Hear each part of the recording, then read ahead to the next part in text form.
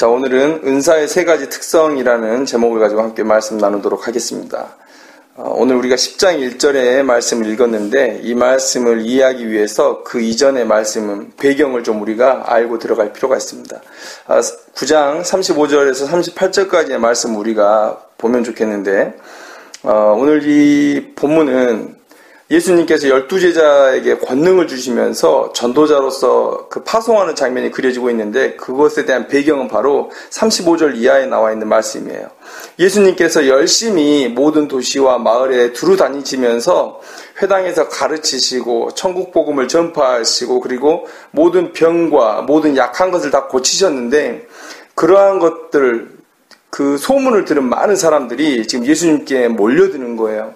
근데 예수님께서 그 사람들을 치료하시되 또 고치시되 너무 많은 사람들이 몰려오고 또 지금 눈에 보이지 않는 또 다른 많은 사람들이 지금 이러한 궁핍함과 또 고통 가운데 있다는 것을 예수님께서 아셨어요.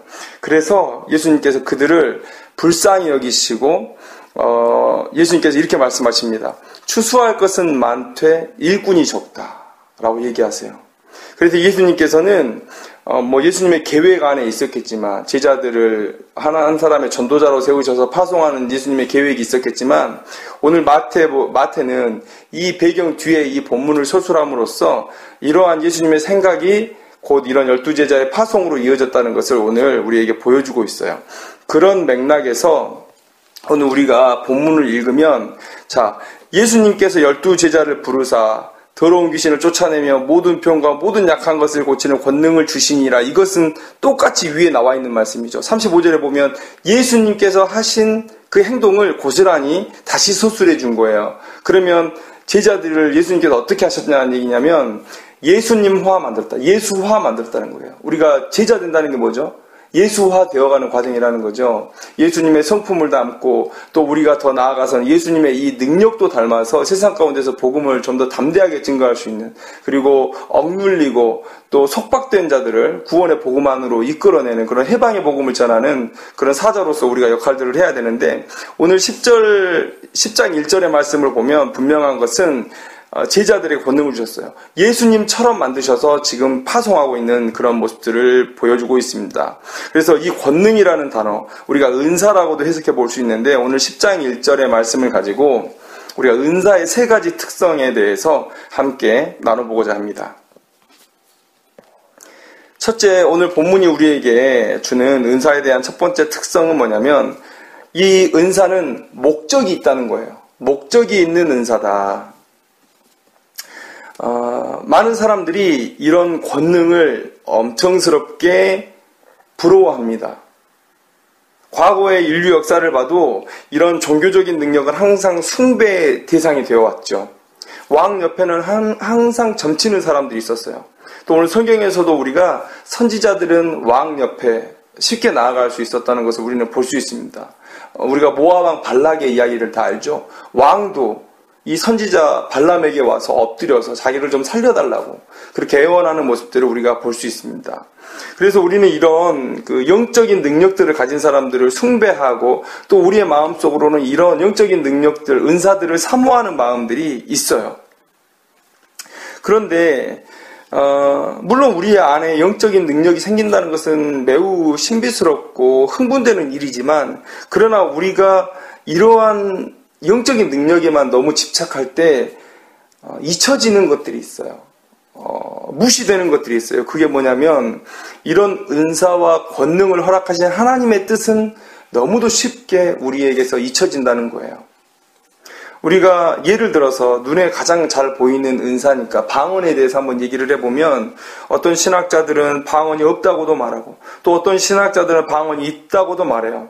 그러나 우리가 이 시간에 방언이 있다 없다 말할 수 있는 문제는 아니에요. 그런데 왜 이런 논쟁이 우리 가운데 있는가라는 거예요. 왜 우리 안에 이런 논쟁이 있을까? 그죠? 그것은 뭐냐면 우리가 결론적으로는 그래요. 은사에만 관심을 가지고 은사를 주신 하나님의 뜻을 저버렸다는 거예요. 우리에게 은사를 주신 하나님의 뜻은 뭘까요? 방언을 주셨다면 방언을 주신 하나님의 뜻, 또 우리의 통역의 은사를 주셨다면 통역의 은사를 주신 하나님의 뜻, 신유의 은사를 주셨다면 신유의 은사를 주신 하나님의 뜻, 그 은사를 주신 하나님의 뜻은 뭐예요? 교회를 위해 주신 거예요. 공동체를 세우기 위해서 주신 거예요. 그런데 한국교회 안에서 많은 부분들, 이 은사들이 어떤 용도로 활용이 되고 있냐면 나의 믿음을 자랑하는, 마치 하나님께서 나의 믿음을 입증해 주셨다는 거예요. 나는 이것을 받을 만한 그릇이 되었기 때문에 하나님께서 내게 주셨다. 더 큰 책임을 내게 주신 것이다. 그러면서 사람들 앞에 자랑하기에 바빴다는 거예요. 어떤 교단에서 만들어진 신학인데 방언을 모든 은사의 출발점으로 봐요. 야, 기본적으로 방언은 받아야 그 다음 방언이 오는 거야 라고 얘기하는 거예요. 그래서 그쪽 교단에서는 방언을 못 받으면 은사를 아무것도 받지 않은 게 되는 거예요. 아주 초보적인 은사예요, 방언은. 그런데 이런 생각들이 너무나 낯선 거예요. 왜냐하면 성령께서 누군가에게 은사를 주셨을 때 그것의 경중을 우리가 따질 수 있는가라는 거예요. 성령께서 방언을 주셨는데 그 방언을 인간인 우리가, 죄인인 우리가 그것에 대해서 너무 쉽게 생각하고 평가절하해요. 자, 방언 주셨으니까 이제 그 다음 거 주세요 라고 나아간다면 이것은 얼마나 성령을 모욕하는 일인가 라는 생각을 해봐요. 그리고 은사를 주심은 결코 우리를 자랑하게 하기 위함이 아니었어요. 우리에게 주신 은사는 성령 하나님으로부터 오는데 성령 하나님 우리 가운데 오시는 목적은 뭐냐면 예수 그리스도를 증거하기 위해서, 예수 그리스도를 자랑하기 위해서 오신 분이지 결코 나를 자랑하기 위해서 오신 분이 아니라는 거예요. 그런데 은사가, 우리가 예를 들어서 방언을 얘기했지만 이렇게 은사가 한국교회 안에서 왜곡되어지게 사용되어지고 있기 때문에 이 시대에 지금 방언이 있냐 없냐에 대한 논란을 낳는 지경까지 나아갔다라는 거예요. 이 방언 자체를 의심하는 지경에까지 이른 거예요. 만약에 방언 받은 사람들이 진짜 그 방언으로 하나님 앞에 기도하고 영적인 교통을 가지고 그리고 믿음이 자라서 이 교회를 더 세워나가고 공동체를 더욱 세워나가고 믿음이 약한 사람들을 끌어주는 그런 사랑의 모습들을 보였다면 이 방언에 대해서 누가 의심하겠어요? 그리고 누구나 받으려고 사모할 거예요. 그런데 지금 이 시대에 이런 것들이 논란의 한 가운데 있다는 거예요. 우리가 오늘 본문을 보면 예수님께서 이 권능을 주신 이유는 뭐냐면, 자, 우리가 그 배경으로 봤던 9장 35절부터 38절의 이야기 속에서 딱 나와요. 자, 복음을 가르치기 위함이에요.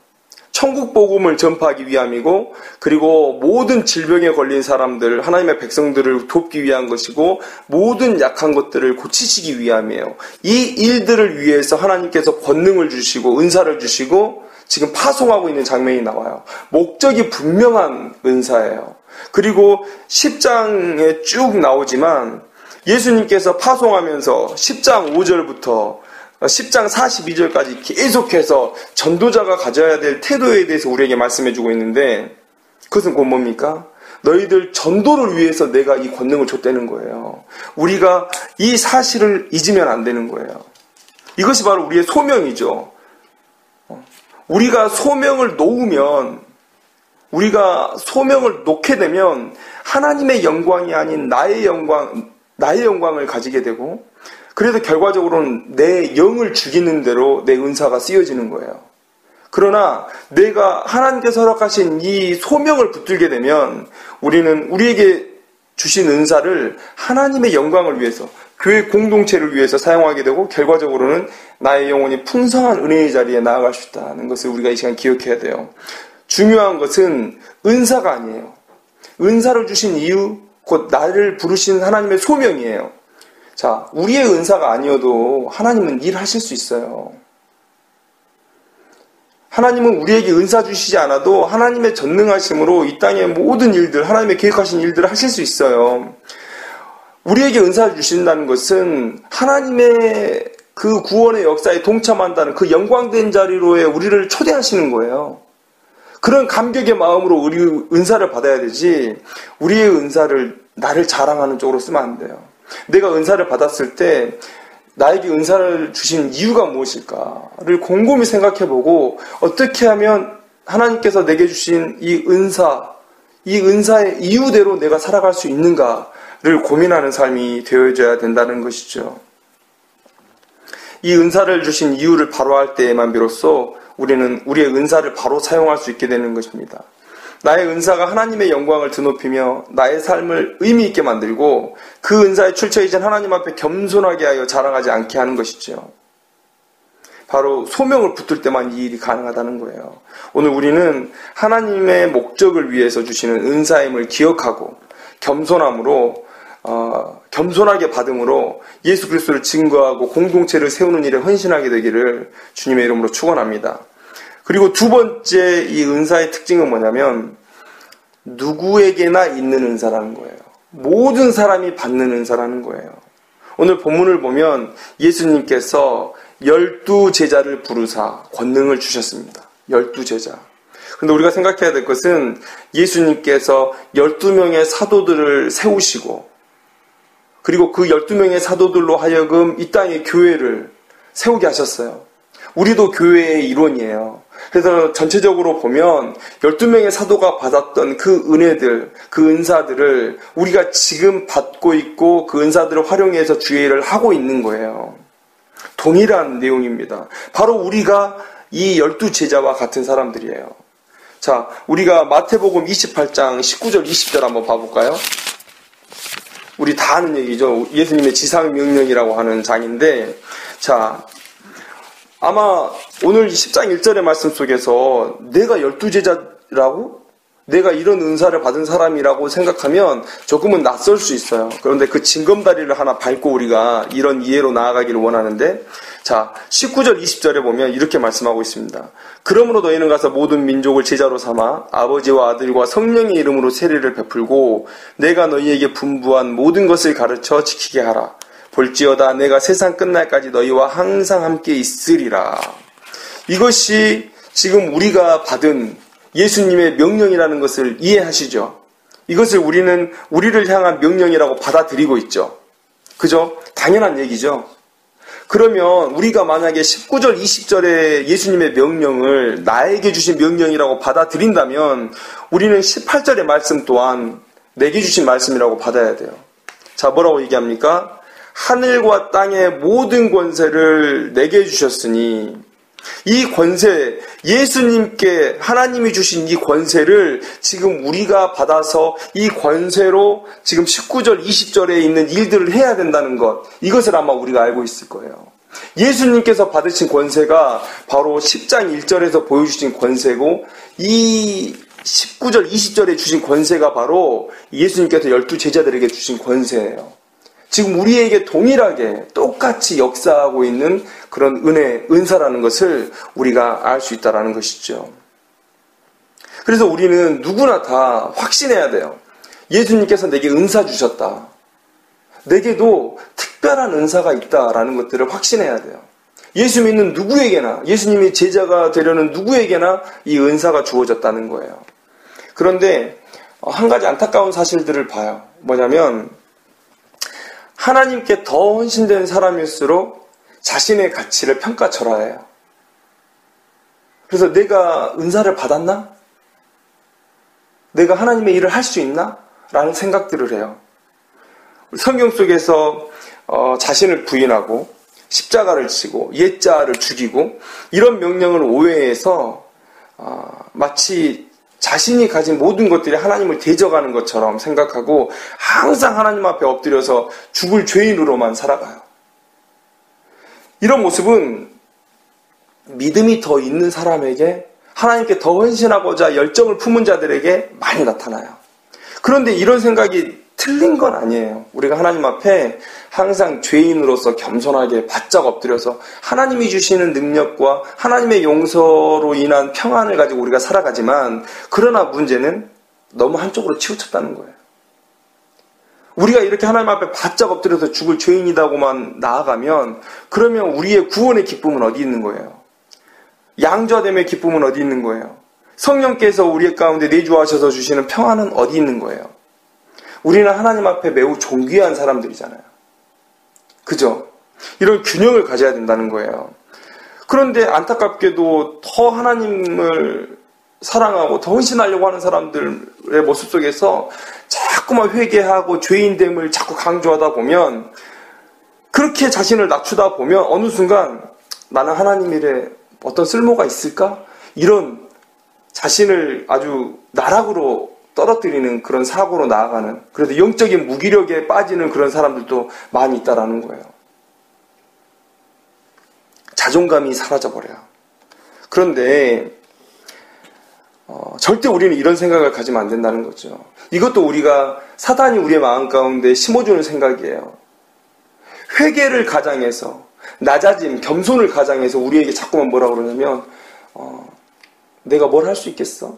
이런 식으로 속삭이는 거예요. 네가 뭘 할 수 있겠어? 너에게 은사가 있겠어? 저 봐봐, 저기 너보다 더 잘난 사람들 많이 있잖아. 너 말고 저 사람들 일하면 더 낫지 않겠어? 안 그래요? 그런 생각을 갖게 된다는 거예요. 야, 내가 목사로서 주의 일을 감당할 수 있을까? 저기에 나보다 공부 잘하고 훌륭하고 기도 많이 하고 영성이 탁월한 목사님들이 많은데, 또 사모는 어때요? 아, 내가 사모의 삶을 잘 감당해낼 수 있을까? 난 이것도 못하고 저것도 못하고 이것도 못하는데. 또 성도님들은 어때요? 성도님들은 야, 내가 바른 신앙의 삶을 살 수 있을까? 이것도 못하고 저것도 못하고. 그러면서 자꾸 뒤로 빠지는 거예요. 나보다 더 잘하는 사람들이 해야지. 아, 나도 목회 그만두자. 나보다 똑똑한 사람 많고 설교 잘하는 사람도 많은데. 그죠? 그런데 생각해 보세요. 하나님께서 이렇게 쓸모없는 사람을 창세전부터 예정하셨겠어요? 나의 구원은 하나님이 즉흥적으로 이루신 일이 아니에요. 창세전부터 계획하신 속에서 이루어진 일이거든요. 그리고 이런 쓸모없는 자의 마음속에 성령 하나님께서 거하시겠습니까? 이 나라는 이 죄된 육신을 성전 삼아서? 아니죠. 그렇죠? 사도 바울의 이야기를 한번 들어봐요. 사도 바울이 고린도전서 12장에서 교회를 인간의 몸에 비유하면서 두 가지를 말해요. 첫째는 다 다르다는 거예요. 사람마다 받은 은사가 다 다르다는 거예요.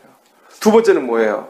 겉으로 보기에는 약해 보이고 쓸모없어 보이는 지체라도 다 쓸모가 있으며 오히려 그렇게 약해 보이는 지체들이 더 귀하다는 거예요. 그렇게 사도 바울이 얘기해요. 아, 난 진짜 약해 보여. 쓸모없어 보여. 그런데 우리가 몰라서 그렇지 너 정말 쓸모 있다고 얘기하는 거예요. 우리의 몸에 충수라는 기관이 있어요. 그래서 의사들이 과거에 이 충수가 도대체 뭔 쓸모가 있냐, 해만 되지, 이거 떼버리자, 충수 무용론까지 나왔었어요. 그런데 과학이 발달하다 보니까 지금은 오히려 충수가 좋은 기능을 하는 그런 기관으로 밝혀지게 됐어요. 그러니까 저는 이런 얘기를 하고 싶어요. 우리 몸에 지금 우리가 교회를 비유했으니까 설령 지금 어떤 기관이 되게 무의미하고 별 볼 일 없는 것 같아요. 그러나 우리가 그 기관에 그 과학이 발전하지 못해서 그 기관의 본 그런 역할들을 파악하지 못했을 뿐이지, 과학이 더 발전하고 더 세밀하게 그것들을 지켜볼 수 있다면 우리는 그 기관 안에서 되게 좋은 그런 역할들을 발견할 수 있다는 거예요. 마찬가지로 오늘 우리가 주변에서 보이는, 또 내게서 보이는 이런 무기력함, 쓸모없어 보이는 이런 모습들도 우리가 봤을 때 그렇지 하나님이 보실 때는 절대 그렇지 않다는 거예요. 하나님께서 우리를 저곳에 심어 놓으셨다는 것은 하나님께서 분명한 계획하심을 가지고 그곳에 심어 놨다는 것을 우리가 인정해야 돼요. 우리가 그 사실을 인정하지 않으면 우리는 사단의 유혹에 빠져갈 거예요. 내가 무슨 소용이 있어? 내가 주의 일에 무슨 할 일이 있겠어? 아니에요. 하나님께서는 모든 사람에게 귀한 은사를 주시고 하나님께서 사용하시기로 하셨다는 것, 우리가 그 사실을 기억해야 되는 거예요. 눈에 띄는 은사도 있고 다른 사람들에게 대접받는 은사, 인정을 받는 은사도 있을 수 있어요. 있겠죠. 그러나 아직은 우리 눈에 띄지 않는 은사도 있습니다. 그리고 은사는 은사인데 다른 사람이 가진 것보다는 조금은 작아 보이는 그런 은사도 분명히 있을 수 있어요. 우리는 누군가가 은사를 받았다고 하면 아주 천재적인 무언가를 저 사람이 할 수 있을 거라고 봐요. 그러나 그건 우리의 착각이에요. 하나님의 필요에 의해서 그곳에 있는 거예요. 귀 있을 그릇도 있지만 천이 있을 그릇도 있는 거예요. 우리가 깨끗하게만 준비되어 있으면 하나님께서 그 용도에 맞게 쓰신다고 말씀하세요. 그죠? 그래서 우리가 이 시간에 기억해야 되는 것은 우리에게도 은사가 있다는 거예요. 오늘 10장 1절 말씀에 예수 그리스도가 12제자에게 이 놀라운 권능을 주신 것처럼 오늘 내게도 동일하게 그런 은사를 주셨고 예수님께서 그 은사 주심에 합당한 헌신을 바라신다는 것, 오늘 우리가 이 사실을 기억해야 된다는 거예요. 오늘 이 시간 우리가 은사에 대한 왜곡된 이해를 버려야 됩니다.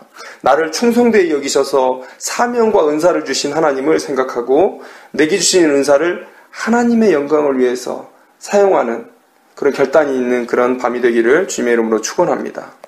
그리고 세 번째, 이제 마지막으로 어떤 은사냐면 우리에게 주신 은사는 희생을 위한 은사예요. 희생의 은사라는 거예요. 위에서도 잠깐 언급했지만 많은 종교적인 신비한 능력들이 그 능력을 가진 자들의 유익을 위해서 사용되어져요. 그죠? 그런데 기독교에서 은사는 뭐라고 얘기합니까? 우리가 은사를 만들었다고 얘기해요. 목사님, 저 오늘 찬양하는 은사를 만들었어요. 찬양하는 은사를 개발했어요. 이렇게 얘기하지 않죠. 뭐라 그래요? 또 나가서 우리 목사님, 저 건축의 은사를 배웠어요. 이렇게 얘기하지 않죠. 은사는 받은 거예요. 누구로부터? 하나님으로부터 우리가 받은 거예요. 왜 받았을까? 하나님이 나에게 왜 이런 은사를 주셨을까?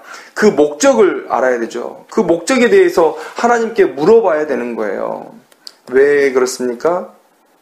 한 사람 한 사람을 섬기고 더 나아가서는 이 교회 공동체, 믿음의 공동체를 섬기라고 우리에게 이 은사를 주셨다는 사실을 오늘 우리가 기억해야 돼요. 오늘 본문을 한번 보시면 예수님은 권능을 받은 제자들에게 그 권능을 가지고 귀신 들린 자에게 해방을 선포하고 병들고 약한 자들을 고쳐줄 것을 명령하셨죠. 능력을 받은 그들에게 득이 되는 일이 아니라 그들은 오히려 수고해야 되는 자들이었어요. 수고하는 자들이었어요. 8절에 뭐라고 얘기합니까? 10장 8절에 병든 자를 고치며 죽은 자를 살리며 나병한 자를 깨끗하게 하며 귀신을 쫓아내되 너희가 거저받았으니 거저주라 얘기하고 있어요. 대가를 아무것도 받지 말라는 거예요. 소유권을 주장하지 말고 흘려보내라는 거예요. 너희가 받은 은사는 너희 것이 아니라는 거예요. 이 일을 위해서 내가 너희들에게 거저 준 거니까 내 명령대로 거저 가서 행하라는 거예요. 9절 말씀을 한번 봅시다. 전대를 차지 말래요. 그리고 10절 말씀에 배낭이나 두보로 또 가지지 말고 신이나 지팡이를 가지지 말라. 저는 지팡이에서 조금 이렇게 좀 깊이 묵상을 하게 됐는데, 아니 지팡이를 왜 가지 말라고 그럴까? 지팡이는 우리가 언제 쓰죠? 힘들 때, 그죠? 두 발이 너무 힘들 때 그 하중을 지팡이에게 조금 나눠줌으로써 좀 무릎이나 이런 하체 부담을 덜어주기 위해서 우리가 지팡이를 쓰잖아요. 그죠? 그 말은 무슨 말이에요? 내가 지팡이를 준비했다는 것은 무슨 말이죠? 내가 체력이 약해질 것을 지금 대비하겠다는 거예요. 그럼 예수님께서 지팡이도 갖지 말라라고 얘기하는 건 뭐예요? 내가 너의 체력까지도 내가 지켜주겠다는 거예요. 내가 너의 체력도 채워주겠다는 거예요. 지나다니다가 맹수를 만날 수 있습니다. 지팡이는 무기가 돼요. 자신을 방어할 수 있는. 그 맹수에게서부터 너를 지켜주겠다는 거예요. 그러니까 무슨 얘기입니까? 내가 다 채워준 것이니까 자랑하지 말고, 또 내가 다 채워줄 것이니까 자랑하지 말고, 다른 사람들에게 무언가 바라지 말라는 예수님의 명령이죠. 다른 사람에게서 무엇도 바라지 말래요. 감사의 어떤 표시도 받지 말래요. 명예도 받지 말래요. 그저 주고만 오라는 거예요. 주고만. 가서 섬기고 희생하고 세워주고 그러고 오라는 거예요. 가서 수고하고 오라는 거예요. 그런데 요즘에 교회들 어떻습니까? 은사 많은 교회에 분쟁이 많아요. 은사 받은 교회에 상처받은 영혼들이 많아요. 은사 많은 교회에 주눅이 들어 교회 다니는 경우가 많아요. 왜요? 그 은사 못 받으면 믿음 없는 사람처럼 보여지고, 그러니까 주눅 들어 있어요. 오직 기도의 제목은 그 은사를 누리는 것뿐이에요. 그런 쫓기는 신앙생활, 그런 시기의 신앙생활을 하고 있는 모습들을 많이 봐요. 그러나 은사는 자랑하는 것이 아니에요. 너무 수고스러워서 저 은사 가진 것 없어요 라고 말할 때까지 수고해야 돼요.